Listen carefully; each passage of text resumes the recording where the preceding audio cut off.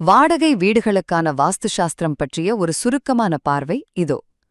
நம்மள நிறைய பேருக்கு வாடகை வீட்டுக்கு போனா வாஸ்து பார்க்கணுமா அப்படிங்கிற ஒரு பெரிய சந்தேகம் இருக்கும்.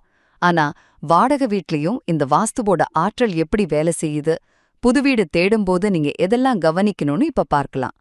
முதல் விஷயம், வாஸ்து அப்படிங்கிறது ஆற்றல்களோட ஒரு சேர்க்கைதாங்க. நீங்க ஒரு வாடகை வீட்ல குடியேறின உடனே அந்த வீட்டோட நுழைவாயில் ஒரு வாய் மாதிரி செயல்பட்டு வெளியில இருக்கிற ஆற்றல உள்ள இழுக்கத் தொடங்கும். அதனால எப்போவே வடக்கு இல்லனா கிழக்கு திசைய பார்த்த வாசல தேர்ந்தெடுக்கிறது ரொம்பவே நல்லது. ரெண்டாவது, ஒரு வீட்ல வடகிழக்கு அப்புறம் தென்மேற்கு மூலைகள் ரொம்ப ரொம்ப முக்கியம். வீட்டின் வடகிழக்கு மூலையில கழிப்பறை, சமையலறை இல்லனா மாடிப்படிக்கட்டு கண்டிப்பா இருக்கக்கூடாது.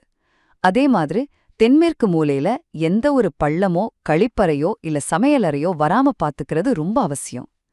கடைசியா, வீட்டின் தென்கிழக்கு மூலையில சமையலறையோ இல்ல படுக்கையறையோ தாராளமா வரலாம், ஆனா அங்கேயும் கழிப்பறை இருக்கக்கூடாது. இன்னொரு முக்கியமான விஷயம் என்னன்னா, வீட்டின் மையப்பகுதியான பிரம்மஸ்தானத்திலையும் வடகிழக்கு மூலையிலையும் மாடிப்படிக்கட்டுகள் வராத மாதிரி நீங்க வீட்டை தேர்ந்தெடுக்கணும்.